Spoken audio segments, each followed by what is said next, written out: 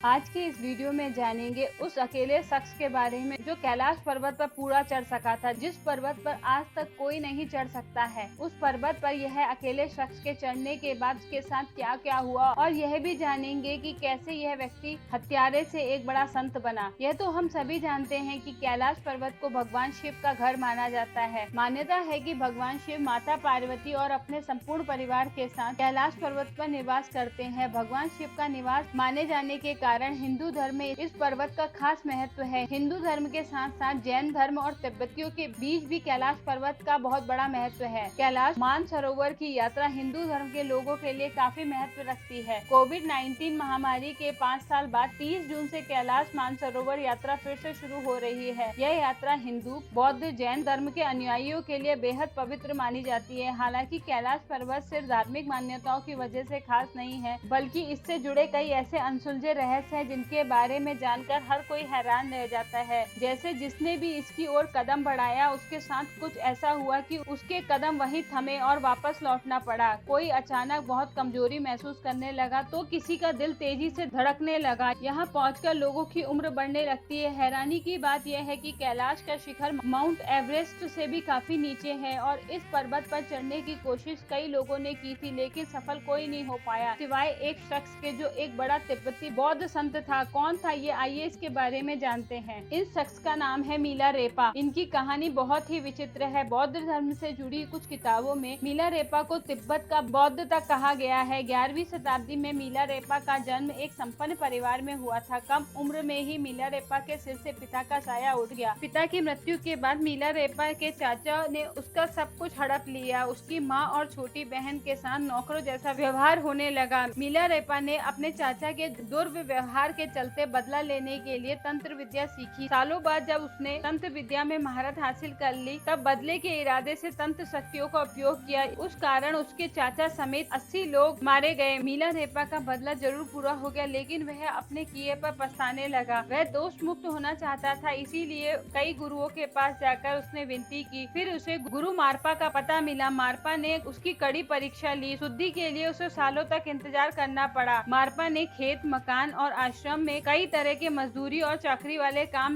मिलारेपा से सालों तक करवाए। कई सालों तक वह चुपचाप मारपा के हर आदेश मानता रहा। आखिरकार मारपा ने उसे दीक्षा देने का निश्चय किया। उसके बाद उनके गुरु ने ही उन्हें आंतरिक शुद्धि के लिए कैलाश पर्वत की यात्रा करने का ज्ञान दिया था। तब मिलारेपा ने 1093 में कैलाश पर्वत पर पश्चिम दिशा की ओर से चढ़ाई करनी शुरू की। इस यात्रा के बीच उनकी मुलाकात बौद्ध धर्म के जाने माने प्रचारक नरोवान जी से हुई। नरोवान जी ने मिलारेपा जी के सामने एक शर्त रखी और कहा, इस शिखर पर जो पहले पहुंचेगा उसका कैलाश पर्वत पर वर्चस्व होगा। मिलारेपा जी ने शर्त मान ली। दोनों ने एक साथ पर्वत की यात्रा शुरू कर दी। अब हुआ ये कि नरोवान तो बिना रुके आगे बढ़ते चले गए। थोड़ी देर में ही वे पर्वत के शिखर पर पहुंचने ही वाले थे। मिलारेपा अब तक आराम ही कर रहे थे। फिर मिलारेपा ने काफी तेजी से पर्वत की चढ़ाई शुरू की। नरोवान आगे ही थे, तभी सूर्योदय की पहली किरण उनके चेहरे पर पड़ी, जो इतनी तेज थी कि उन्हें पीछे हटना पड़ा। इसी बीच मिलारेपा जी कैलाश पर्वत के शिखर पर पहुंच गए। इस तरह मिलारेपा कैलाश पर्वत के शिखर पर पहुंचने वाले पहले व्यक्ति बन गए। कहा जाता है कि मिलारेपा ने कई सालों तक कैलाश पर्वत पर ही साधना की। साधना के बाद वापस लौटकर वह अपने गुरु मारपा जी के पास आए। मारपा ने उन्हें अंधेरी कोठरी में बंद कर दिया, जहाँ उन्होंने तंत्र विद्या पूरी की थी। मिलारेपा ने लंबा जीवन जिया और अपने ज्ञान को लोगों तक पहुँचाया। सदगुरु की व्याख्या के मुताबिक तिब्बती संस्कृति में पिछले कई सौ सालों के दौरान जो बड़ी चीज हुई है, उसका आधार मिलारेपा ने ही तैयार किया था। हेरुका की किताब 100,000 सॉन्ग ऑफ मिलारेपा इस बात की तकदीस करती है कि मिलारेपा ने अपने जीवन में 1 लाख गीतों की रचना की थी। इसी कारण उन्हें संत कवि भी कहा जाता है। उन्होंने अपने जीवन के अंतिम वर्ष तिब्बत और नेपाल के पहाड़ों में घूमते हुए और असंख्य अनुयायियों का मार्गदर्शन करते हुए बिताए। आपको कैलाश पर्वत पर चढ़ने वाले प्रथम व्यक्ति की कहानी कैसी लगी, कमेंट बॉक्स में जरूर लिखिए और सनातन धर्म से जुड़े ऐसे और वीडियो देखने के लिए मेरे चैनल को सब्सक्राइब करें।